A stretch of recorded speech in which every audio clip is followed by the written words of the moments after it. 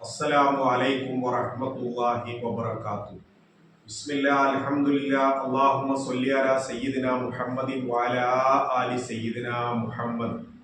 പ്രിയപ്പെട്ട സഹോദരന്മാരെ, സഹോദരിമാരെ, സുഹൃത്തുക്കളെ, ഇന്ന് വെള്ളിയാഴ്ച ദിവസമാണ്. വെള്ളിയാഴ്ച ദിവസത്തിന് ഒരുപാട് പ്രത്യേകതകളുണ്ട്. ഒരു ജുമുഅ മുതൽ അടുത്ത ജുമുഅ വരെ നമുക്കൊരു കാവലാണ്, ഒരു സംരക്ഷണമാണ്. മാത്രമല്ല, വെള്ളിയാഴ്ച ദിവസം അള്ളാഹുവിന്റെ റസൂൽ സല്ലല്ലാഹു അലൈഹി വസല്ലമ തങ്ങൾ പറയുന്നു, എൻ്റെ പേരുള്ള സ്വലാത്തിനെ നിങ്ങൾ വർദ്ധിപ്പിക്കണം, ആ സ്വലാത്ത് എൻ്റെ മുന്നിൽ പ്രദർശിപ്പിക്കപ്പെടും എന്ന് നബി സല്ലല്ലാഹു അലൈഹി വസല്ലമ തങ്ങൾ പറയുന്നു. വെള്ളിയാഴ്ച ഒരു നേരമുണ്ട്, ദുആക്ക് ഉത്തരം കിട്ടുന്ന സമയമാണ്. വെള്ളിയാഴ്ച പകലിൽ ഒരു നേരമുണ്ട്. ആ നേരം അത് മഹാന്മാരായ അബ്ദുല്ലാഹി ഇബ്നു സലാം റളിയല്ലാഹു അൻഹു പറഞ്ഞത് അത് അസറിന്റെ അവസാനത്തെ സമയം എന്നാണ്. മഗ്‌രിബിലേക്ക് അസറിന്ന് അവസാനിച്ച് മഗ്‌രിബിലേക്ക് ചേരുന്ന ആ സമയമാണ് ആ ദുആക്ക് ഉത്തരം കിട്ടുന്ന സമയമെന്ന് അബ്ദുല്ലാഹി ഇബ്നു സലാം റളിയല്ലാഹു അൻഹു പറയുന്നു. പല അഭിപ്രായങ്ങളുണ്ട്. ജുമുഅന്റെ ആ ജുമുഅ ദിവസത്തിൽ, വെള്ളിയാഴ്ച ദിവസത്തിൽ എപ്പോഴാണ് അത് ദുആക്ക് ഉത്തരം കിട്ടുക എന്ന് കൃത്യമായിട്ടില്ലെങ്കിൽ പല പണ്ഡിതന്മാരും പല അഭിപ്രായവും പറഞ്ഞിട്ടുണ്ട്. അതിൽ പ്രമുഖമായ ഒരു അഭിപ്രായമാണ് ഈ അഭിപ്രായം, അസറിന്റെ ശേഷമുള്ള ആ സമയം. അല്ലാഹു തആല നമുക്ക് ഈ വെള്ളിയാഴ്ചന്റെ പുണ്യങ്ങളും അനുഗ്രഹങ്ങളും ഒക്കെ നേടാൻ അല്ലാഹു നമുക്ക് തൗഫീഖ് നൽകി അനുഗ്രഹിക്കുമാറാകട്ടെ. നബി സല്ലല്ലാഹു അലൈഹി വസല്ലമ തങ്ങളെ മക്കയിൽ നിന്ന് ബഹിഷ്കരിക്കപ്പെട്ടു ശത്രുക്കൾ. ഷുഐബ് അബീ താലിബിൽ അല്ലാഹുവിന്റെ റസൂൽ സല്ലല്ലാഹു അലൈഹി വസല്ലമ തങ്ങൾ 3 വർഷം പച്ചിലകളും പച്ചവെള്ളവും കഴിച്ച് കഴിയേണ്ട അവസരത്തിൽ ഖുറൈശികൾ റസൂലുള്ളാഹിനെ ബഹിഷ്കരിച്ചുകൊണ്ട് അള്ളാഹുവിന്റെ നാമത്തിൽ ഒരു രേഖ തയ്യാറാക്കിയിരുന്നു. ആ രേഖയിൽ അള്ളാഹിന്റെ റസൂലിനെ സഹായിക്കരുത്, റസൂലുള്ളാഹിനോടൊപ്പം നിൽക്കുന്നവരെ സഹായിക്കരുത് എന്നൊക്കെ പറഞ്ഞ ആ രേഖയിൽ അത് കഅബാലയത്തിൽ അവർ സ്ഥാപിച്ചിട്ട് ആ രേഖ മറ്റു പലതും ചെതലിൽ നിന്ന് നഷ്ടപ്പെട്ടു പോയിട്ടും അള്ളാഹിന്റെ പേര് മാത്രം നഷ്ടപ്പെട്ടു പോയില്ല എന്നാണ്. ഖുറൈശികൾ പോലും അള്ളാഹുവിനെ വിശ്വസിച്ചിരുന്നു എന്നാണ് ചരിത്രത്തിലുള്ള. ബദറിൽ അബൂജഹൽ വന്നുകൊണ്ട് നടത്തിയ പ്രസംഗം, അള്ളാഹുവിനെ തന്നെ സത്യം, മുഹമ്മദെ നിനക്കെതിരെ ഞങ്ങൾ യുദ്ധം ചെയ്യും, മുഹമ്മദെ നീ ഞങ്ങൾക്കെതിരെ ഭിന്നിപ്പുണ്ടാക്കി എന്ന് പറഞ്ഞിട്ടാണ് ബദറിൽ വന്നിട്ട് അബൂജഹൽ പ്രസംഗിച്ചത്. അതുകൊണ്ട് അബൂജഹലിന് അള്ളാഹുവിന് വിശ്വാസമുണ്ട്, പക്ഷേ അള്ളാഹുവിനോടൊപ്പം തന്നെ ലാത്തനെയും ഉസ്സനെയും ഒക്കെ അവൻ ദൈവമായി ആരാധിക്കാൻ തുടങ്ങിയത് കൊണ്ടാണ് അവന് ആ തൗഹീദിൽ കളങ്കം ബാധിച്ചു പോയത്. അതുകൊണ്ട് ശരിയായ ശുദ്ധമായ തൗഹീദ്, ശരിയായ ശുദ്ധമായ അള്ളാഹിന്റെ റസൂലിനോടുള്ള സ്നേഹം, അതാണ് മുസ്ലിം ഉമ്മത്തിന്റെ എക്കാലത്തെയും വിജയം. നമ്മൾ ഈ ലോകത്തിന് ശേഷം നമ്മൾ ഈ ഒരു ജീവിതത്തിൽ നമ്മളെ റൂഹ് പിരിഞ്ഞ് ഈ ലോകത്ത് നമ്മൾ വിട പറഞ്ഞു പോകും, നമ്മൾ മരണപ്പെട്ടു പോകും. മരണത്തിന് ശേഷം ഒരു നീണ്ട കാലത്തെ ജീവിതം, ഖബറിലെ ജീവിതമുണ്ട്. ആ ഖബറിൽ രക്ഷപ്പെടണം.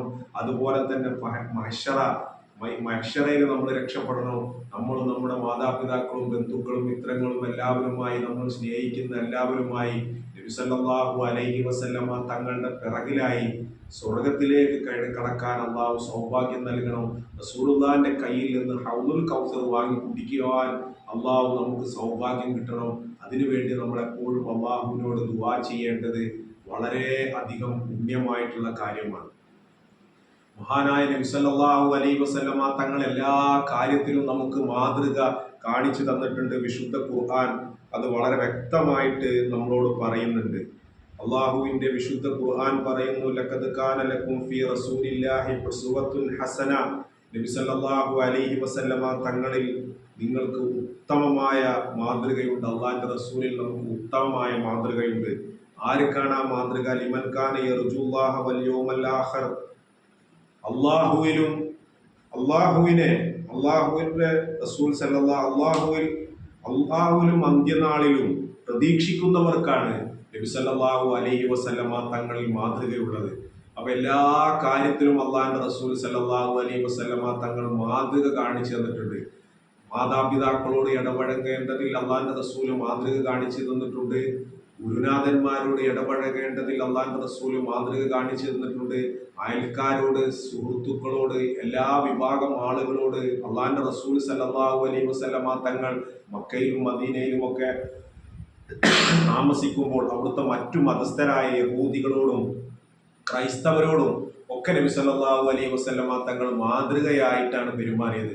നജ്റാനിൽ നിന്ന് വന്ന ക്രൈസ്തവ സംഘത്തിന് പ്രാർത്ഥിക്കാൻ മസ്ജിദുൻ നബവിയിൽ സൗകര്യം ചെയ്തു കൊടുത്തു അള്ളാഹുവിന്റെ റസൂൽ സല്ലല്ലാഹു അലൈഹി വസല്ലമ തങ്ങൾ. അവിടുത്തെ വീട്ടിൽ ആടിനെ അറുത്തപ്പോൾ ആ ആട്ടുമാംസം ആദ്യം കൊടുക്കാൻ കൽപ്പിച്ചത് ഒരു ജൂതനായ അയൽവാസിക്കാണ്. റസൂലുള്ളാഹിന്റെ വീടിന്റെ അടുത്തൊക്കെ ധാരാളം ജൂതന്മാരും ക്രൈസ്തവരും ഒക്കെ താമസിച്ചിരുന്നു. അവരോടൊക്കെ അള്ളാഹിന്റെ റസൂൽ വളരെ സൗഹൃദത്തോടും സ്നേഹത്തോടും വളരെ നല്ല രൂപത്തിലാണ് അള്ളാഹിന്റെ റസൂൽ സല്ലല്ലാഹു അലൈഹി വസല്ലമ തങ്ങൾ പെരുമാറിയത്. അതൊരു മതത്തിന്റെ മതേതരത്വമാണ്. എല്ലാ വിഭാഗം ആളുകളെയും ഉൾക്കൊണ്ടുകൊണ്ടുള്ള ഒരു പ്രവർത്തനമാണ് നബി സല്ലല്ലാഹു അലൈഹി വസല്ലമ തങ്ങൾ പഠിപ്പിച്ചത്. അതുപോലെ തന്നെ മരണപ്പെട്ടു കഴിഞ്ഞാൽ ആ മരണ വീട്ടിൽ സന്ദർശിക്കലും അവർക്ക് വേണ്ടി പ്രാർത്ഥിക്കലും മയ്യത്ത് നമസ്കാരത്തിൽ പങ്കെടുക്കലും ഒക്കെ പുണ്യമായ കാര്യമാണ്. മഹാന്മാര് പറയുന്നു,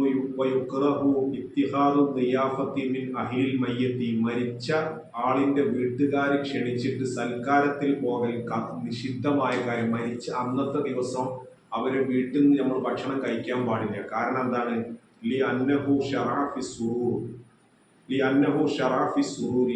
ഈ സൽക്കാരം എന്ന് പറയുന്നത് സന്തോഷത്തിൽ ഉള്ള കാര്യമാണ്. സന്തോഷത്തിലാണ് സൽക്കാരം ഉണ്ടായത്. സന്തോഷത്തിന്റെ നേരെ എതിരാണ് ദുഃഖം. ദുഃഖത്തിൽ സൽക്കാരമില്ല. വഹിയ ബിദ്അത്തുൻ മുസ്തഖ്ബിഹ, അത് ഏറ്റവും ചീത്തയായ ദുരാചാരമാണ് എന്നാണ് മഹാന്മാർ പറയുന്നത്. അതുപോലെ തന്നെ വയുസ്തഹബ്ബുലിൽ അഖാരിബി, എന്നാൽ പുണ്യമായ ഒരു കാര്യമുണ്ട്. വൽ ജീറാനി, അത് ബന്ധുക്കൾക്കും, വൽ ജീറാനി, അതുപോലെ തന്നെ അയൽവാസികൾക്കും ഏറ്റവും പുണ്യമായ ഒരു കാര്യമുണ്ട്. മുല്ലാരിൽ കാരി റളിയല്ലാഹു അൻഹു പറയുന്നത്, തഹിയ്യത ത്വആമി ലഹും യശ്ബഉ യൗമഹും വലൈലതഹും, മരിച്ച വീട്ടുകാർക്ക് ഭക്ഷണം അങ്ങോട്ട് കൊണ്ടുപോയി കൊടുക്കുക എന്നുള്ളതാണ്. ആ ദിവസം, മരിച്ച ദിവസം അവരെ വീട്ടുകാർക്ക് നമ്മൾ ഭക്ഷണം അങ്ങോട്ട് കൊണ്ടുപോയി കൊടുക്കണം എന്നുള്ളതാണ്. ഈ കൗലിഹി അലൈഹി സ്വലാത്തു വസ്സലാം, നബി സല്ലല്ലാഹു അലൈഹി വസല്ലമ തങ്ങൾ പറഞ്ഞൊരു വാക്കുണ്ട്, ഇസ്നഉ ലി ആലി ജഅഫർ ത്വആമ, ജാഫറിന്റെ വീട്ടിലേക്ക് നിങ്ങൾ അങ്ങോട്ട് ഭക്ഷണം കൊണ്ടുപോയി കൊടുക്കൂ എന്നാണ് പറഞ്ഞത്. വലക്കത് ജാഅ ബിഹിം, അവർക്ക് വന്നെത്തിയിരിക്കുന്നു, ആ മരിച്ച വീട്ടുകാർക്ക് അന്നത്തെ ദിവസം വന്നെത്തിയിരിക്കുന്നു. മാ യുശൈലുഹും, ഭക്ഷണം ഉണ്ടാക്കാൻ പറ്റാത്തൊരവസ്ഥയാണ് അവർക്ക്. അതുകൊണ്ട് ആ ദിവസം എന്ത് ചെയ്യണം? നമ്മൾ അവർക്ക് അങ്ങോട്ട് ഭക്ഷണം കൊണ്ടു കൊടുക്കണം. ജാഫർ റളിയല്ലാഹു അൻഹു മൂത്താ യുദ്ധത്തിൽ ഷഹീദായപ്പോൾ നബി സല്ലല്ലാഹു അലൈഹി വസല്ലമ തങ്ങൾ അന്നേ ദിവസം ആ വീട് സന്ദർശിക്കുകയും ജാഫർ ബിൻ അബി താലിബിന് വേണ്ടി പ്രാർത്ഥിക്കുകയും ചെയ്തു. എന്നിട്ട് അവർക്ക് വീട്ടിലേക്ക് ഭക്ഷണം കൊണ്ടു കൊടുക്കാനാണ് പറഞ്ഞത്.